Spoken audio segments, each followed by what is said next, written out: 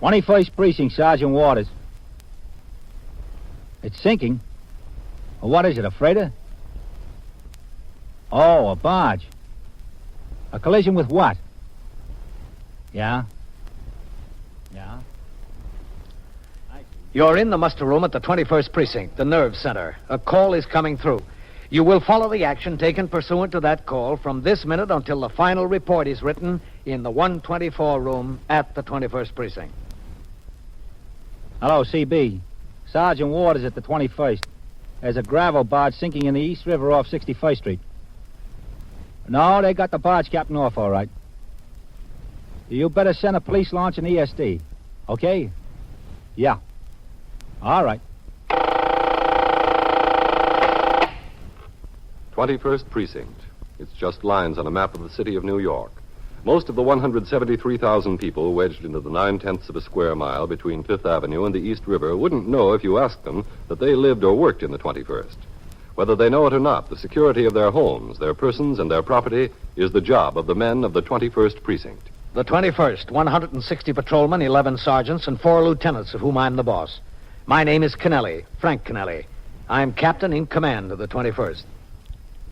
I was working my day tour. At 8:35 a.m., sector car number 5 came by the house to take me to the East River Drive near 61st Street. A gravel barge had sunk in the river on the previous day, and salvage operations to clear the channel had begun that morning. I had anticipated that the work would create a curious attraction and result in a serious traffic problem along the East River Drive. As Patrolman Dillon, the operator of sector car number 5, drove me to inspect this condition, I saw in the block ahead of us a large moving van parked at the curb in front of 181 Sutton Place North, one of a row of large and elegant residences which had in recent years been converted into multiple dwellings of medium-sized, very expensive apartments. Also parked there were 2 departmental vehicles, sector car number 2 and the sergeant's car. I instructed Patrolman Dillon to pull into the curb. And as he did, I could see Sergeant Waters standing on the sidewalk talking to an attractive and well-dressed woman. 4 moving men were several feet away, engaged in conversation near the cab of their van. All right, stay with the car, Dillon. Yes, sir. Hello, Captain. Well, I don't see why I can't. Oh, what's the trouble here, Sergeant? Mrs. Linwick, this is Captain Kennelly, commanding officer of the 21st Precinct. How do you do? Miss Linwick? What is it, Sergeant? I just want my furniture, that's all. That's what I had these men come for, to get my furniture. They're standing around, and I have to pay them while they stand around. It is by the hour, you know. Well, why can't she get her furniture? That's exactly what I'd like to know. Well, Captain, seems like the super won't let her up in the building. He won't let her into the apartment. Oh, why not? It's mine. I'm entitled to get into it. Super says she separated from her husband about 3 weeks ago. He says he's still living in the building. Super said he's got no right to let her go in there without permission from the husband. Look, I have the key. You see, I have the key. The furniture always belongs to the wife. The things in the house always belong to the wife. That's taken for granted. Not necessarily. Well, in this case, they do. Now, something ought to be done, because I can't keep these men standing around and paying them an hourly rate. Where is the super, Sergeant? He's inside with Vaquero, Captain. The super's been trying to reach the real estate company that manages these buildings. Well, I don't know who he has to talk to. And you've got to remember, Mrs. Linwick, that if they let you go in, they could be liable. I can't imagine what they'd be liable for. I'd just be getting my own things. Why didn't you take them when you left? Because I left at 2:30 in the morning. How could I take them then? You could have come back for them within a reasonable time. Now, look, one doesn't find an apartment the first day they go looking. I moved into a hotel and sent for my clothes. Now, I have found an apartment, and I want my furniture. Where is Mr. Linwick? I haven't any idea. Super told me he saw him leave the house with a suitcase last night. He was apparently going out of town on business, Captain. He's always going out of town. Super's been trying to call Mr. Linwick's office as well as the real estate company. I don't suppose either of them opens until 9 o'clock. All this to do about something that belongs to me. Have you talked this over with your husband, Miss Linwick? I have not. Well, don't you think you ought to? I see no reason to. It'd be a lot simpler if you worked it out together, if you decided what's yours and what's his. I know what's mine, and I know what's his. Very little is his. Well, I can't say that the best way to do it is to come around here when he's out of town and go into the apartment. I think the least you could do would be to notify him what you're up to. There's no reason for that. I spoke to my lawyer, and I am perfectly within my rights. Perfectly within my rights. Well, that may be your lawyer's opinion, but what about your husband's lawyer? I don't give 2 hoots for his lawyer's opinion. Now, look, I have a business of my own to attend to. I'm a fashion designer, and people start to call me at 9:30 in the morning, and they want me. They want to talk to me. Sergeant. Yes, sir. Have you got Mrs. Linwick's new apartment address? Vaccaro's got it, sir. 622 East 52nd Street. Uh-huh. Have you got her office address? Yes, sir. Vaccaro's got that, too. Well, it's certainly beyond me what it takes to get my own furniture back. To have that stubborn man say no, not to let me up in the building, and to have the police involved in this thing. Well, it'll all be settled, Miss Linwick. Oh, yes, I'm sure it will be. In the meantime, you know how much it's costing me an hour with those 4 men in that truck standing by there? It's costing me plenty. There's one consolation, ma'am. It's probably causing your husband a lot more. I don't care what it costs him. Oh, here's a super, Captain. Oh, yes. Mr. Swanagi. Yeah, I'm right here. That's not necessary, I tell you. I'm entitled to take my own things out. You may think you're entitled to, Mrs. Linwick. Your lawyer may think you're entitled to. I may think you're entitled to. But you don't take nothing out of there until I get the word from the office. Now, I'm not getting caught in the middle of any deal like this. Believe me. This is Captain Kennelly. Oh, yeah. Joe Swanagi, the super here. How do you do? I heard a lot about you, Captain. These pleasantries aren't getting us anyplace. Sometimes pleasantries can get you pretty far, Miss Linwick. You said it, Captain. She comes around here 8 o'clock in the morning with the moving men and gives me a hard time. What am I supposed Look, these are my things. Mrs. Linwick, I told you, I don't care whose things these are. That doesn't make a bit of difference to me. What do you mean? They can be yours. They can be President Eisenhower's. Nothing goes out of here until I get the okay from the office. Of all the stupidity, I've Call never it in my stupid. life... Call it stupid. Anything you want. That doesn't make any difference to me. If they tell me to let you in there, you're perfectly welcome. Now, Captain, you can understand how I don't want to get caught in the middle here. Yes, I can understand. Hey, you see, Mrs. Linwick, now, if he can understand, why can't you? My lawyer told me I could go in there any time and take anything Oh, out. now, look, Mrs. Linwick, look, that's what makes horse races. Your lawyer may have one opinion, somebody else's lawyer may have another opinion. That's what keeps the Supreme Court in business. Mr. Swanagi, where did you use the phone? Down in my apartment, down there in the basement. And you tried both the real estate company and Mr. Linwick's office? Yes, I tried them both. I don't get any answer anyplace. It's too early. Well, I think you might try again. I'll try if you want me. I'll go downstairs with you if you don't mind. Yes, I wish you would, Captain. I wish you would see to it that he does try. I don't want to keep these men in this truck waiting any longer than I have. You don't believe that I tried? All right, she believes you. Sergeant, you stay here with Miss Linwick. Yes, sir. Let's go try the phone again. Yeah. Now, just make sure that he does try, Captain. Yes, I will. She thinks her husband slipped me $10 not to let her in. Evil mind, you know. I'll get the gate here. You? He does take care of me once in a while, yeah, for small favors, you know. But I swear, Captain, he never mentioned a word about letting her into the apartment to get any furniture. We're downstairs. She left him 3 weeks ago, is that right? Yeah, that's what the talk is. She just walked out one night after a hot argument. About 3 weeks ago, I guess. In here. It's all right, Ellie. Just me to use the phone again. My wife. She worries when she hears that door open. How long have they been living here? Oh, let's see, 5, 6 years, I think. Yeah, about 5 years. No, this has happened before, you know. She gets up, she leaves him about 3 or 4 times a year. You know, I told my Ellie they ought to put a swinging door up there. Well, this 3 weeks is a long time. She never walked out for more than a couple of days at a time before. You know. Oh, didn't she? No. Sometimes it was 2 or 3 days, sometimes 3 or 4 days, sometimes a week. But she always comes back. What does he do? Mr. Linwick? Yeah. Well, he's an engineer, like. You know, he goes around companies in trouble, you know, with something the matter with their plant or the way things are working or they need more space or something. He goes around like he makes what they call these surveys. You know, it's very technical stuff. Mm-hmm. I bet he had to go to some school, learn all that, huh? Where's his office? Oh, down in Wall Street. Got a place down in Wall Street. Got a firm named Engineers with his name, and there's 3 or 4 others in it. You know, like a bunch of lawyers, only just a bunch of engineers. Yeah.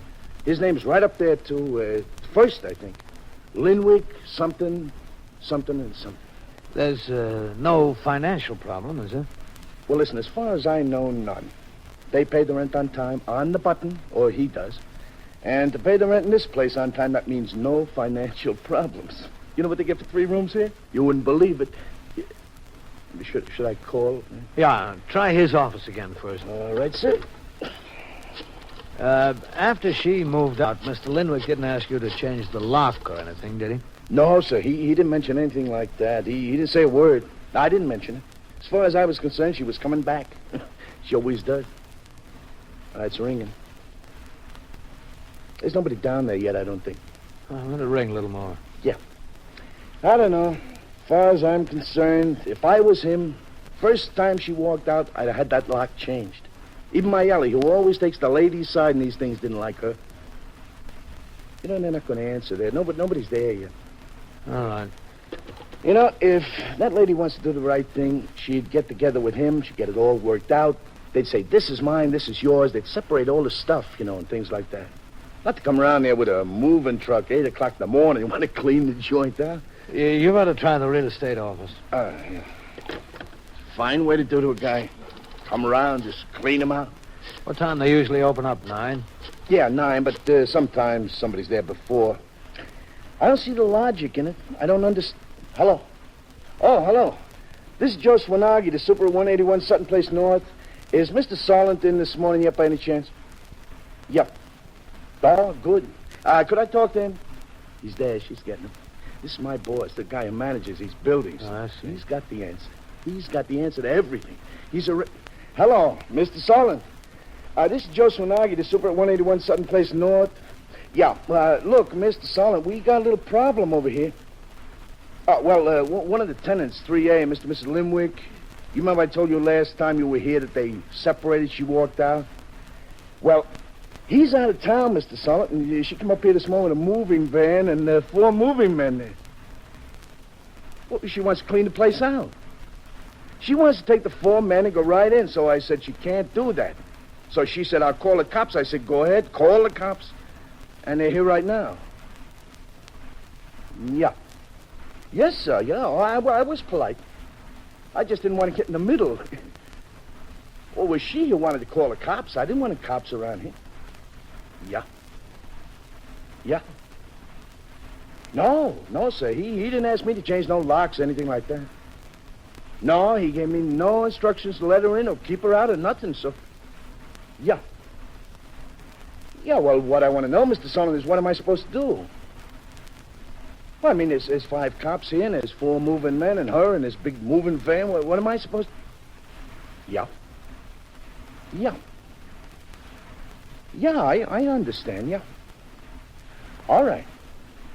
All right, Mr. Solomon. All right, yeah. Thank you, Mr. Solomon. All right, sir.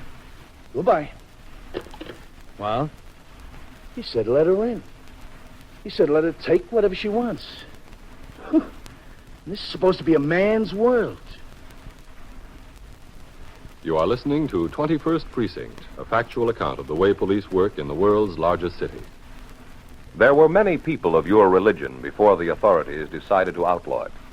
You all had the same faith, the same creed. You believed in the same things. One of the things you believed in was that man should worship God freely, in the way he desired, in the church of his choice. But that, in particular, was against the law. So your churches were taken away, your books were burned, and your ministers were sent to prison. Well, that's a picture of what could have happened to you in different times throughout history. It is happening today in certain countries, but you are protected against such things. Whatever your religion may be, the Constitution and the Bill of Rights say that you're entitled to follow it, to live according to its principles, to follow its rituals, and abide by its precepts. It's an absolute guarantee in 16 clear words.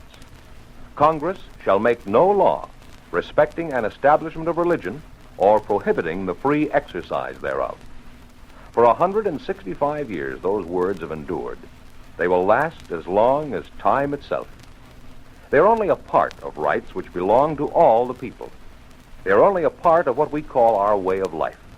But they're a stirring example of how man has learned one lesson in his short time on earth, that these things cannot exist for a few people. They must exist for all. Now back to 21st Precinct and Captain Kennelly. As I left the Sutton Place address, the moving men had started upstairs to the Linwick apartment. Sergeant Waters instructed his men to resume patrol, and I got back into sector car number 5 with Patrolman Dillon. He continued to the East River Drive and 61st Street, where the salvage operations were underway. The sight of deep-sea divers and their gear had, in fact, attracted much attention. Traffic on the drive was slowed to a crawl, and the 2 patrolmen on the job had additional trouble keeping curious pedestrians from crossing the road. After observing conditions for a few minutes, I got back into the car and had Patrolman Dillon drive me to the nearest call box. There, I rang into the station house and spoke to Lieutenant Gorman, the desk officer. I told him of the condition and gave him instructions for him to detail 2 more men to the job. I continued on patrol of the precinct until 11:30 when we drove downtown to the 15th Precinct station house at 160 East 35th Street.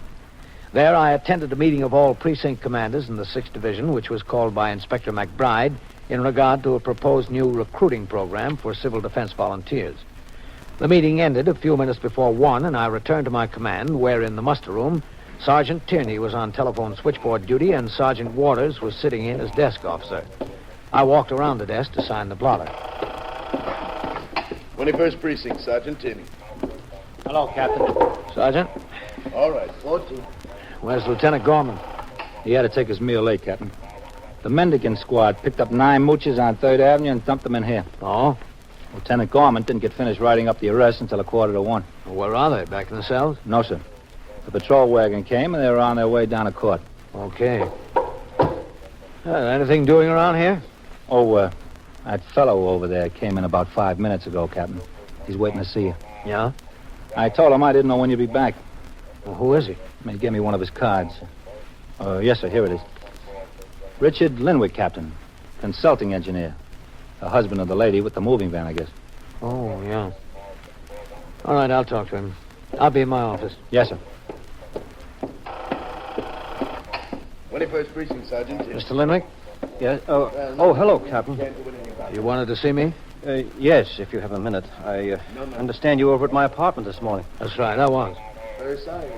But you understand there wasn't any law violation. There was nothing we could do. No, well, that's not what I wanted to talk to you about, Captain. I didn't expect you could do anything. Would you like to come to my office? Yes, thanks. Go ahead, Mr. Linwick. Yes, thank you.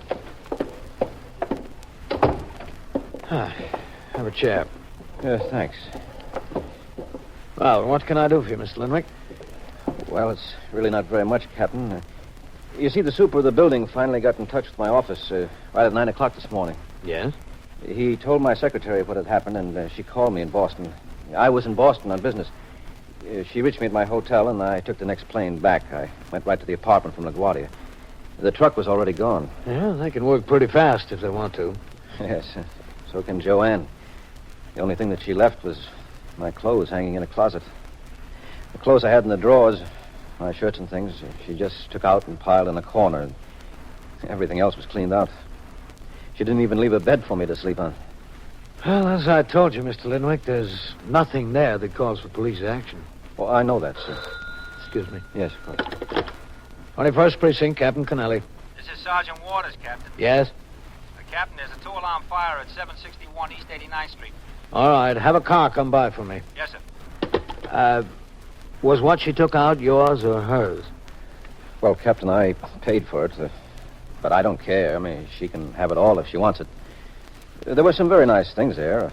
I had several $1,000s in furnishings, but I don't care. The only thing I'm really angry about is a large Copenhagen bear that she took. I got it as a gift from a friend of mine after she left, and she took that with everything else. Uh-huh. Well, what do you want? Well, I'd like to get that Copenhagen piece back. I called her office, but they say she's not in. I understand she gave you the address of a new apartment. No, she gave it to one of my men. Does he have it? Well, I'm sure it's in his memorandum book. Well, could he give it to me? Well, I don't see why not. You're her husband, aren't you? Yes, I'm her husband. We've been married 6 years. You know how many times she's walked out in the 6 years? 9, that I remember. When she did it, I always used to hope that she'd come back. I prayed that she'd come back. And I was very glad to see her. All my friends told me I was crazy. But this time she stayed away too long. I'm glad she's gone. The only thing I want back is that Copenhagen bear. She's not entitled to that. You're, not going to make any trouble if you get her new address. Oh, no, sir, no. All I want is that one thing that belongs to me. That's the one thing I care about. As far as the rest of the stuff is concerned, she can have it. She can sell it. She can keep it. She can do anything she wants with it. Now, this is the best thing that's ever happened to me. I don't know why I didn't let it happen years ago. I guess you know what's best for you. Yes, sir, I think I do. When I got back to the apartment, I told the super to change the locks. After the horse is stolen, that's me. Change the locks after the horse is stolen. He did it right then. Why didn't you do it before? Well, I've been trying to figure that out, Captain. I guess I have. I think I wanted her to come back. Unconsciously, at least. My lawyer told me she might do exactly what she did. He advised me to change the lock, but, well, I left it. I was hoping that she'd come back. I thought maybe I needed her. But I don't. I'm sure of it now. I don't want any part of it. I instructed the super that if she does show up and wants to get in the apartment now, not to let her in. I gave him explicit instructions. Yeah, well, I'll get the officer on the job over there and see if we can find her new address. Oh, fine. I'd certainly appreciate that, Captain. And I guarantee you I won't cause any trouble. All I want to do is go by there and see how I can get that piece of Copenhagen. It's a beautiful thing. You know, it stands about this high. You interested in Copenhagen? No. Uh-huh. Well, I used to have a collection of it, but, well, she didn't like it, so I got rid of it. Had some very nice things. This friend of mine sent it to me from Denmark, you know. He was on a job over there. Excuse me. Oh, yes. 21st Precinct, Captain Kennelly. Sergeant Waters, Captain. Yes? 2-alarm fire just hit out, Captain. Oh? Yes, sir. Vaccaro rang you. He said it was an automobile on fire inside a filling station. The first fire officer on the scene turned in a second alarm because it was near all his gasoline and oil. But it's all right, it's out. All right, Sergeant. Cancel the car. I won't roll. Just a second, Captain. Yeah? Yeah? Is that so? Captain, Yes? that superintendent from 181 Sutton Place North just rang in again, Sergeant Tierney tells me. Oh, what's the trouble there now? The sergeant said he asked for Mr. Linwick. I told him he's in your office. Is he still on the phone? Yes, sir. All right, put him through to here. Yes, sir. Tom, put that call through to the captain's office. Hold on, Captain. Right. Hello. 21st Precinct, Captain Kennelly. Hello. Oh, hello, Captain. I just wanted to talk to Mr. Linwick. He told me he was going there. Yeah, he's right here. Well, I can tell you, his wife is here again. So is the moving van. She wants to move all the stuff back in. Well, is she doing it? Well, he had me change the locks, and he gave me specific instructions not to let her in the place. Well, you want to talk to him? No, if you just tell him to get right over here, she's giving me a hard time. All right, I'll tell him. Please, and tell him to run, not walk. All right, I will. Yeah, thank you. Ah, that was a message for you, Mr. Linwick. Oh, it was? Yeah, it was the super at your building. He says your wife is back at the apartment. So is the moving van. She wants to put everything back in again. Oh, does she? He wants you to come right over there and get it settled. Well, she's not going to. I'm not going to let her. Well, she's waiting there, Mr. Linwick. Don't you think you ought to go over and get it settled? Oh, it's settled. It's settled now. Well, I better go over and talk to her. That's the least I can do, talk to her. Mr. Linwick left my office in a dejected frame of mind. He said he was going right to his apartment and get the matter settled. I remained in my office, cleaned up some additional paperwork, and talked to a delegation of 2nd Avenue merchants who were complaining about vandals breaking their store windows during the night. I told them we had increased our patrol activities in that area in order to prevent the vandalism, and that Lieutenant Matt King, commander of the 21st Detective Squad, had his men investigating the case. I promised them that I would check with Lieutenant King to determine how far his investigation had progressed and whether any arrests could be expected shortly. At 2:25, a car came by the house for me, and once more I went out on patrol of the precinct. At 3:20, during the course of the patrol, we had occasion to turn into Sutton Place North. There, in front of 181, was parked the same huge moving van that had been on the scene in the morning. Standing on the sidewalk were the 4 movers, and several feet away from them, Mrs. Linwick was talking to the superintendent of the building, Joe Swanagi. I instructed the operator to stop the car. All right, stay here, Dillon. Yes, sir.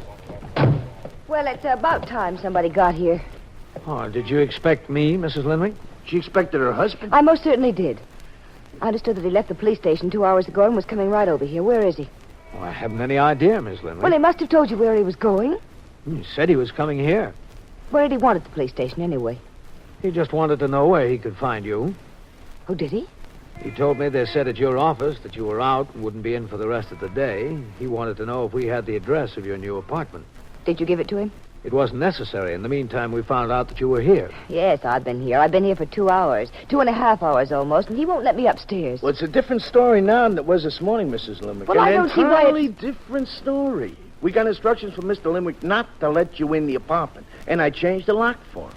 Now, that situation's a little bit different than the situation was this morning. I understand you want to move all the furniture and things back. Well, that's what I wanted to do, but after 2 hours, I'm not so sure. Now, if you moved them out this morning, why do you want to move them back this afternoon? Now, there's a question. Because I thought that I would give him another chance. Are you sure he wants it? Doesn't look like to me he wants it. He told me to keep her out, change the lock. That doesn't look to me like he wants it. I'm still his wife. Yes, that's true. And I demand the right to get into my apartment and put our furniture back. Mrs. Linwick, you were standing right there when I checked with the office again, and they told me inasmuch as Mr. Linwick gave me instructions not to let you in, and you had moved out already, and the lock had been changed, not to let you in. Now, what more could I do? Where could he be? Well, I haven't any idea. He knew I was here. Yes, he did. Maybe that's why he didn't show up. Joe, you've been making sly remarks all afternoon. Now, I wish you'd stop it. Yes, ma'am, yes, ma'am. I'm still paying those movers by the hour. 4 men in a truck can mount up, you know. Well, Cap, here he comes. Well, it's about time. Mr. Swanagi, you better go back into your apartment till they need you. Oh, Captain, I stuck it out this long. Go ahead.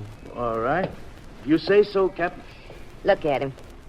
He sees me standing here. He sees me. Keeps me waiting 2 hours, and he comes down the sidewalk as if nothing in the world concerned him. As if there was nothing happening around here at all. Mm-hmm. Richard! Richard, here I am. Oh, how do you like that? Richard! Yes, I see you, Joanne. Where have you been? Oh, hello, Captain. Mr. Linwick? Where have you been? I brought everything back. I'm willing to give you another chance. And you keep me waiting here for over 2 hours. 2 hours and a half, almost. Well, I'm sorry about that, Joanne. Well, come on, give me the keys so we can get the furniture upstairs. No, I'm not going to do it. What do you mean, no, you're not going to do it? Just that, Joanne. I'm not. Richard, I'm willing to come back to you. Don't you love me, Richard? I always thought I did, Joanne. No, I only feel sorry for you. Sorry for me? That's right. I've been walking for 2 hours. I've been trying to figure out whether I should take you back just because I'm sorry for you, and I decided not to, Joanne. I see. Don't I have some say in the matter? You had your say. You walked out. I just can't take you back because I'm sorry for you, Joanne, so that's it. Captain, tell him he's got to let me in. He's got to. That's the law, isn't it? Well, I couldn't give you an opinion on the law, Miss Linwick. Well, he can't turn his wife out on the street. He can't just evict her from his mind. I don't know whether I can or not, Joanne, but I'm going to try. 21st Precinct, Sergeant Waters. Wait a minute, who is this? Where? What's the address? Yeah? And so it goes, around the clock, through the week, every day, every year. A police precinct in the city of New York is a flesh and blood merry-go-round. Anyone can catch the brass ring, or the brass ring can catch anyone. 21st Precinct, a factual account of the way the police work in the world's largest city, is presented with the official cooperation of the Patrolmen's Benevolent Association, an organization of more than 20,000 members of the Police Department, City of New York. Everett Sloan in the role of Captain Kennelly. Featured in tonight's cast were Joan Allison, Bill Zuckert, Harold Stone, and Les Damon. Written and directed by Stanley Niss. Produced for CBS Radio by John Ives. Art Hanna speaking. This is the United States Armed Forces Radio and Television Service.